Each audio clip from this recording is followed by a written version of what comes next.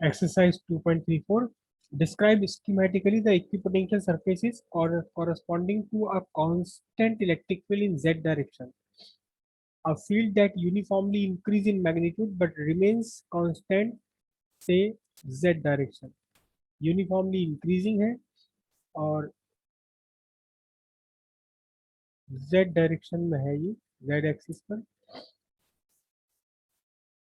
तीसरा क्वेश्चन सी क्वेश्चन है इसमें, a single positive charge at the origin, okay, and uniform grid consisting of long equal spaced parallel charge wires in a plane.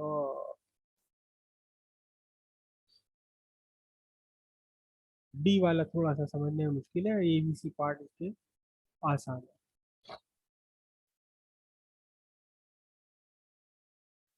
आपको equipotential surfaces बनानी है। कैसी? एक electric field है along Z direction, तो मैं एक्स और जेड बना रहा हूँ, जेड डैश एक्स डैश, और इलेक्ट्रिक फील्ड कहाँ है? इलेक्ट्रिक फील्ड है अलोंग पॉजिटिव जेड डायरेक्शन, ये आपका इलेक्ट्रिक फील्ड है। और यूनिफॉर्म इलेक्ट्रिक फील्ड है। यूनिफॉर्म इलेक्ट्रिक फील्ड है का मतलब इलेक्ट्रिक फील्ड लाइंस एक दूसरे के इक्वल डिस्टेंस पर है, लेटरल डिस्टेंस दोनों का एक है। तो इसके बीच अब हम इलेक्ट्रिक इक्विपोटेंशियल सरफेस कहाँ बनाएंगे? इक्विपोटेंशियल सरफेस, सिंपल सी बात है, equipotential surface always perpendicular to electric field line. और कम से कम 3 इक्विपोटेंशियल सरफेसेस आपको ड्रॉ करनी होती है, ये भी आपको पहले बताया हुआ है। तो एक इक्विपोटेंशियल सरफेस ये हो गई, दूसरी इक्विपोटेंशियल सरफेस आप ड्रॉ कीजिए, ये ड्रॉ कीजिए इक्विपोटेंशियल सरफेस, और तीसरी इक्विपोटेंशियल सरफेस आपको और एक ड्रॉ करनी, कम से कम 3 तो आपको बनानी ही होती है। सेम इक्विडिस्टेंट पर। बस बात यही है कि ये यूनिफॉर्म इलेक्ट्रिक फील्ड है, तो जितना डिस्टेंस ये रखेंगे उतना ही डिस्टेंस ये रखेंगे आप, यूनिफॉर्म इलेक्ट्रिक फील्ड है तो। और अगले वाले में क्या कहा गया? अगले वाले में आपको कहा गया, बी पार्ट में, बी क्वेश्चन में, बी में कहा गया है कि डायरेक्शन तो इसकी सेम है, डायरेक्शन तो यूनिफॉर्म है, से जेड डायरेक्शन, लेकिन कॉन्स्टेंटली इलेक्ट्रिक फील्ड इंक्रीजिंग है। अब इंक्रीजिंग इलेक्ट्रिक फील्ड ऐसे कैसे हो सकता है? इससे इसके चक्कर में ना पड़ो आप। ये मैंने इलेक्ट्रिक फील्ड लाइंस बनाई, लेकिन यहाँ इलेक्ट्रिक फील्ड लाइंस इंक्रीज हो गई। कहाँ से इंक्रीज हो गई? ये हो सकता है कोई पॉजिटिव चार्ज रखा हो, वहां से निकल रही, यहाँ से इलेक्ट्रिक फील्ड लाइंस और ज्यादा इंक्रीज हो गई। यहाँ हो सकता है कोई पॉजिटिव चार्ज रखा हो, उससे भी चल रही इलेक्ट्रिक फील्ड लाइंस। लेकिन फिलहाल क्वेश्चन के हिसाब से हम ये टेंशन नहीं लेंगे कि कैसे इंक्रीज हो रहा है, कैसे इंक्रीज हो रहा है, लेकिन साफ साफ दिखाई दे रहा है कि यहाँ आपका इलेक्ट्रिक फील्ड कम है, इतनी दूर दूर है इलेक्ट्रिक फील्ड लाइन, यहाँ और इलेक्ट्रिक फील्ड स्ट्रॉन्गर हुआ, यहाँ और स्ट्रॉन्गर हो गया। अब यहाँ इक्विपोटेंशियल पास पास सरफेसेस, है। यहाँ इक्विपोटेंशियल सरफेसेस कैसे बनेंगे? एक इक्विपोटेंशियल सरफेस आप ये बनाओगे, ठीक है, perpendicular to electric field lines, ये बन गई आपकी इक्विपोटेंशियल सरफेस। अगली इक्विपोटेंशियल सरफेस आपने यहाँ बनाई, ये इक्विपोटेंशियल सरफेस बनी। अब जितना डिस्टेंस इन दोनों के बीच में था, इससे कम डिस्टेंस पर बनानी है अगली इक्विपोटेंशियल सरफेस आपको। ये इक्विपोटेंशियल सरफेस अब आपको क्या बनानी है? क्लोजर डिस्टेंस पर बनानी है। बस 3 है या 4 बना दो, 4 बना दोगे तो अगली अगली और भी बढ़िया बात हो जाएगी। अगली इक्विपोटेंशियल सरफेस आप और भी कम डिस्टेंस पर बनाओगे। जैसे जैसे इलेक्ट्रिक फील्ड स्ट्रांग होता रहेगा, वैसे वैसे इन इक्विपोटेंशियल सरफेसेस के बीच का डिस्टेंस भी आप कम ही बनाओगे। ठीक है, ये सी पार्ट का, बी पार्ट का आंसर हो गया। अब क्वेश्चन सी में क्या कहा गया? क्वेश्चन सी में आपसे कहा गया है कि ओरिजिन पर रखा है एक positive charge, point positive charge. Anyway, तो इसका आंसर क्या लिखेंगे हम? आंसर भी तो लिखना है ना। आंसर लिखेंगे equipotential surfaces are in X Y plane, क्योंकि ये मेरी एक्स एक्सिस जेड एक्सिस है, तो परपेंडिकुलरली नीचे को क्या होगी? Perpendicularly Y axis. तो आप लिखेंगे क्या?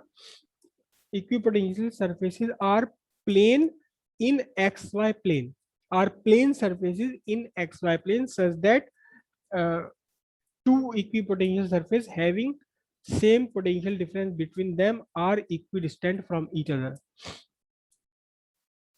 ये वही लाइन लिखनी है, वही सर स्टेटमेंट लिखनी है जो आपने इक्विपोटेंशियल सरफेस की प्रॉपर्टी में भी लिखी थी, और इसको हमने मैथमेटिकल प्रूफ भी किया था वहां। और यहाँ क्या लिखना है आपको, लिखना है equipotential surfaces are in X Y plane such that equipotential surface having constant voltage between them are closer to each other in stronger electric field। ये आपको लिखना है। पर ये तो सर एक्स जेड प्लेन में है। एक्स जेड प्लेन में नहीं है ये, इक्विपोटेंशियल सरफेसेस आपकी बनेंगी एक्स वाई प्लेन में, एक्स वाई प्लेन में बनेंगी आपकी एक्जेड प्लेन में नहीं है ये। सुनो ध्यान से सुनो, ये देखो ये एक्स एक्सिस है, ये जेड एक्सिस है ना। ऊपर दे लू मैं कैमरा, ये एक्स एक्सिस है, ये जेड एक्सिस है, और वाई एक्सिस कहाँ है, वाई एक्सिस ये रहा मेरा खड़ा पेन, ये वाई एक्सिस है। अब ध्यान से देखो, ध्यान से देखो, इलेक्ट्रिक फील्ड लाइंस तो ये है, तो इलेक्ट्रिक इक्विपोटेंशियल सरफेस कहाँ, इक्विपोटेंशियल सरफेस ये रहेगी, ये इलेक्ट्रिक फील्ड लाइन के परपेंडिकुलर, ये जो मैंने अपना हाथ लगाया ये है इक्विपोटेंशियल सरफेस। तो कहाँ है, ये वाई एक्सिस और ये मेरी X axis X Y plane में है। Equipotential surfaces X Y plane में, तभी तो ये जेड एक्सिस के परपेंडिकुलर होंगी। भाई ये समझो ये जेड एक्सिस के अलोंग इलेक्ट्रिक फील्ड है, ये जेड एक्सिस है आपकी, तो जेड एक्सिस के परपेंडिकुलर ये वाला मेरा हाथ जेड एक्सिस के, ये मेरा हाथ इस टाइम जेड एक्सिस के परपेंडिकुलर है। तो जेड एक्सिस के परपेंडिकुलर एक तो ये एक्स एक्सिस आ गई, ये वाली एक्स एक्सिस आ गई, और दूसरी इस प्लेन पर कौन सी एक्सिस आएगी, वाई एक्सिस आएगी। तो एक्स वाई प्लेन में है ये। Equipotential surfaces are in X Y plane.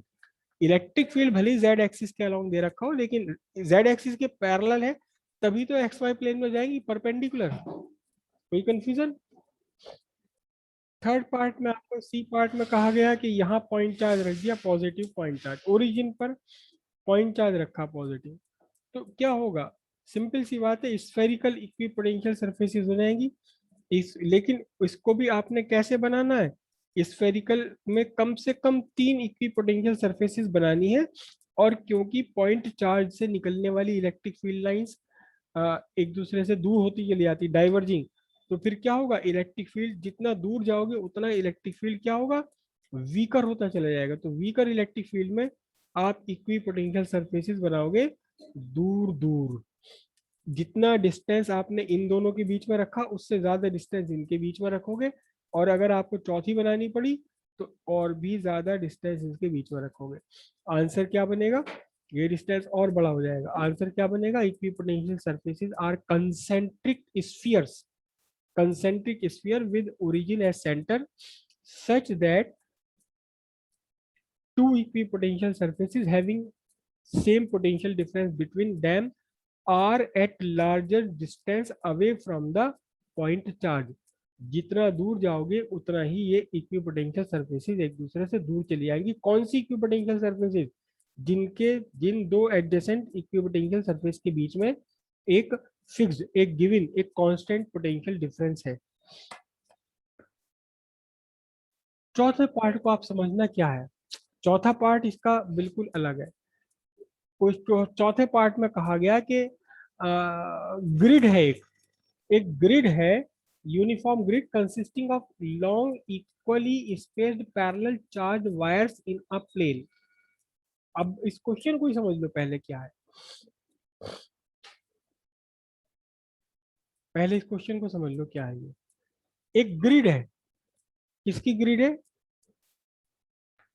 Charge wires की। एक वायर ये रहा, एक वायर ये रहा, ठीक है, दूसरा वायर ये रहा। अब मैं कैसे बनाऊं इसे ग्रिड को, दूसरा वायर ये रहा, फिर तीसरा वायर यहाँ खड़ा हुआ है, और चौथा वायर फिर यहाँ खड़ा हुआ। इक्वी स्पेस्ड ये वायर्स खड़े हुए हैं एक दूसरे के पैरेलल। मैं पैरेलल तो रोक नहीं पा रहा मैं इन चारों को एक दूसरे के, लेकिन एक दूसरे के पैरेलल ये खड़े हुए हैं और एक दूसरे से सेम डिस्टेंस पर है, और इन सब पर पॉजिटिव चार्ज है। तो अब इसका इक्विपोटेंशियल सरफेस कैसा होगा, बहुत ध्यान से समझना। जैसे कि ये देखो, ये समझ लो चार मेरी उंगलियां, ये 4 वायर खड़े हुए हैं, इक्वल स्पेस्ड है बीच में ये, और इन चारों पर क्या है, पॉजिटिव चार्ज है। तो ऊपर से देखने पर हमें ये कैसे दिखाई देंगे, ऊपर से देखने पर ये हमें कैसे दिखाई देंगे, ऊपर से देखने पर हमें ए,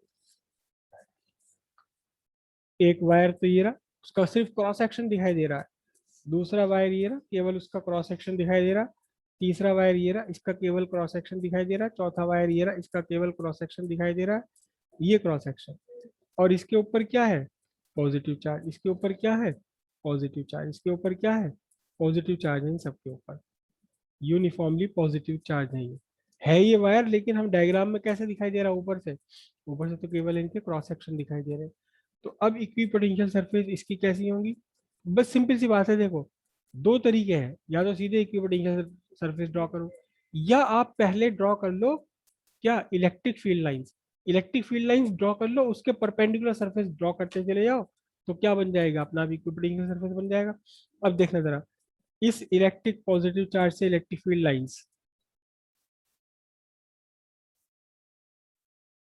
इलेक्ट्रिक ये पॉजिटिव चार्ज है, ये पॉजिटिव चार्ज की मैंने इलेक्ट्रिक फील्ड लाइंस बना ली, ठीक है।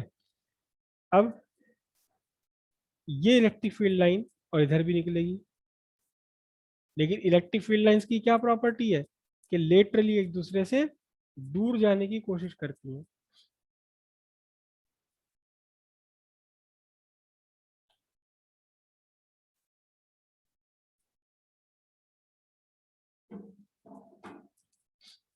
ये ऐसे बन जाएगी, ये नीचे को बनेगी। अब मैंने तो केवल 3 बनाई है ये, लेकिन एक्चुअली इससे ज्यादा बनेगी लाइन्स, ये लाइन्स इससे ज्यादा बनेगी ये।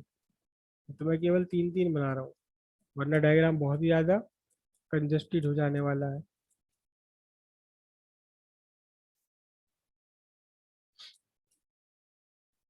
ये इलेक्ट्रिक फील्ड लाइंस बन गई इनकी, इसके बीच में थोड़ी सी मैं और बना दूं, देखो यहाँ से ये इलेक्ट्रिक फील्ड लाइन चलेगी और ऐसे जाएगी, ये इलेक्ट्रिक फील्ड लाइन चलेगी, ऐसे जाएगी, थोड़ा सा दूर जा करके इलेक्ट्रिक फील्ड लाइंस आपस में एक दूसरे के पैरेलल आ जानी है, इलेक्ट्रिक फील्ड लाइंस एक दूसरे के पैरेलल आ जानी है।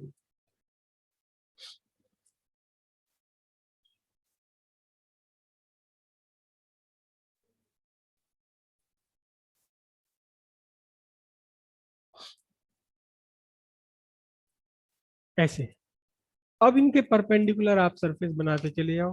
देखो सबसे पहली इक्विपोटेंशियल सरफेस तो ऑलमोस्ट आपकी सर्कुलर बन जाएगी, अगली वाली इक्विपोटेंशियल सरफेस थोड़ी सी शेप गड़बड़ बनेगी इसकी, थोड़ा सा फैली हुई शेप बनेगी इसकी। और तीसरी इक्विपोटेंशियल सरफेस और ज्यादा फैली हुई बनेगी,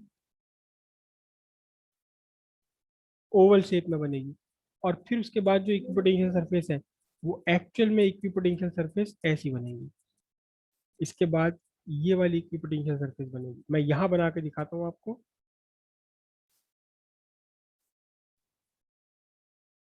और फिर क्या होगा, फिर इनका कर्वेचर थोड़ा सा और कम होगा, और बहुत दूर जब आप बनाओगे तो इक्विपोटेंशियल सरफेस कैसी बनेगी, एक दूसरे के पैरेलल होती चली जाएंगी। इस पूरे ग्रिड सिस्टम से, इस पूरे ग्रिड सिस्टम से लार्ज डिस्टेंस पर जब आप जाओगे तो इक्विपोटेंशियल सरफेसेस ऑलमोस्ट एक दूसरे के पैरेलल और प्लेन सरफेसेस आ जाएंगी। लेकिन जितना क्लोज जाओगे उतना ही ये स्फेरिकल स्ट्रक्चर होगा, ये स्फेरिकल होगा, थोड़ी सी और फैलेगी, ओवल बन जाएगी, ये थोड़ी और ज्यादा ओवल, ये थोड़ी और ज्यादा ओवल, ये ओवल होते होते एक दूसरे के अंदर मिलने लगी।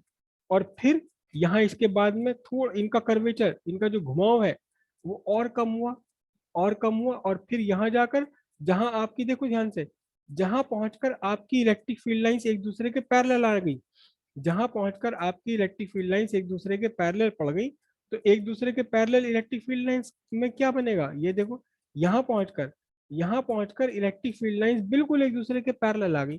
तो फिर इक्विपोटेंशियल सरफेस क्या, इन सीधी लाइन पैरेलल के बना दो, तो ये क्या कैसी बन जाएंगी, ये प्लेन इक्विपोटेंशियल सरफेस बन जाएंगी perpendicular to the electric field.